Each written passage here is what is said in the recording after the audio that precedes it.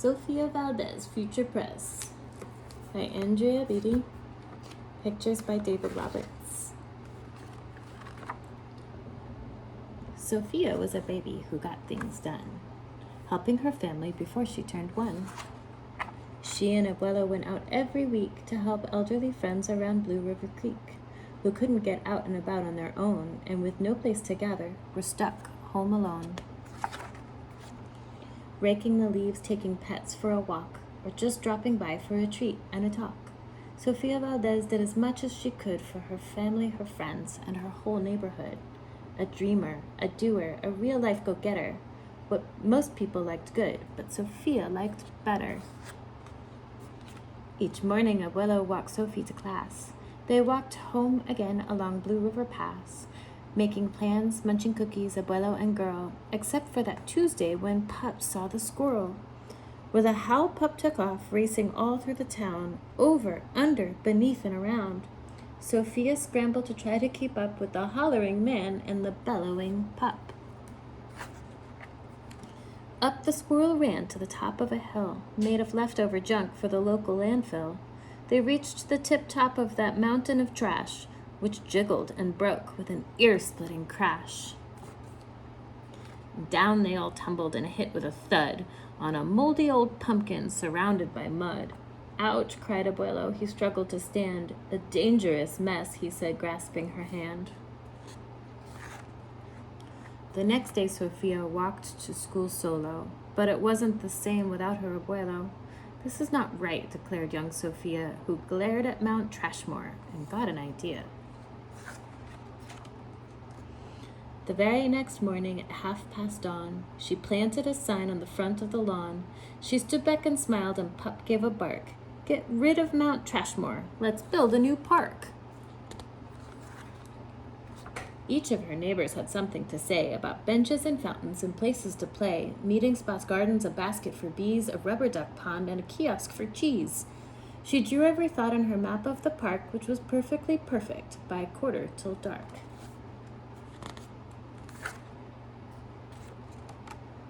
She drifted to sleep in her soft, cozy bed. Then, bam, she woke up when a thought smacked her head. Her heart skipped a beat, and she realized each one of her neighbors had said, "Let me know when it's done." They all thought Sofia could build it alone, but how could one girl do so much on her own? The weight of that thought made her tender heart ache as night thunder growled, and she lay wide awake. Then dawn brought a storm, and the gloomy sky wept, and the heartsick Sofia finally slept. Abuelo baked cookies when Sophie got up. He gave her a bag full and sneaked one to Pop. He blinked back a tear as he hugged his Sofia. "For courage," he whispered. "Te amo, mi vida." Sofia's knees wobbled. She felt weak inside. She looked at his ankle and quite nearly cried. Though she didn't feel brave or courageous at all, Sofia Valdez went to face City Hall.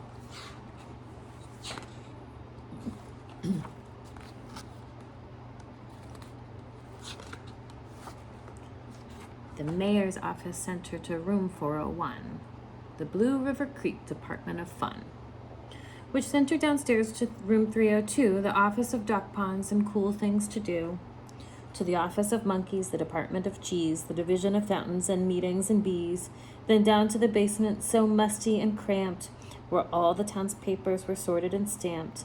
And that's where the clerk said what no one else did. "You can't build a park. You're only a kid." The word smacked Sofia deep down in her heart. Her plan was kiboshed before it could start. "I think," said Sofia, "I think that law's wrong." But her second-grade voice didn't sound very strong. The clerk said, "Clearly it cannot be done. Do you have any questions?" Sofia said, "One.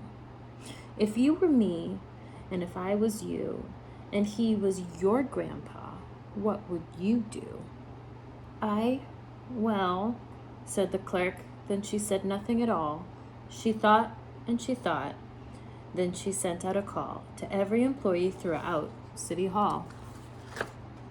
The entire government of Blue River Creek crammed into the office to hear Sophie speak, but her words jumbled up and her cheeks turned bright red as a dozen emotions rushed into her head.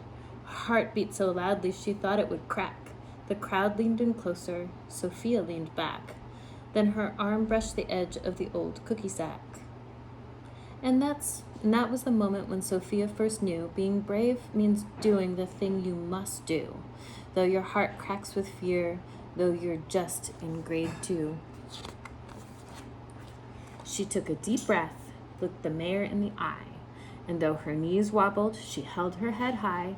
Sofia started talking. She spelled out her plan and why it all mattered and how it began. And once she got rolling, she had lots to say about meeting spots, monkeys, and places to play, and other ideas for things they could do to help the town elders and other folks too. She had thoughts on the library, thoughts on the zoo, and perhaps a way to combine the two. And...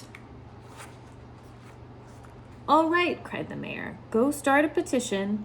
If the town wants a new park, we'll form a commission." And so young Sofia got right to work with some help from her family and pup and the clerk. Then others joined in, not all, but a few, like Ms. Lila Greer and the kids in grade 2. There were hearings and surveys and taxes to figure, then bulldozers, cranes, and a blue bigger digger that all built that park. That's how it got done, with the hard work of, by, and for everyone. But it began with the dream of one person, just one, who laced up her shoes and then led the way to help Blue River Creek get a new place to play. Now, every evening till long after dark, the town comes together at Citizens Park. They all hold this truth to be self-evident, that Sofia Valdez could grow up to be president. Until then, Sofia, that real-life go-getter, helps Blue River Creek get better and better. The end.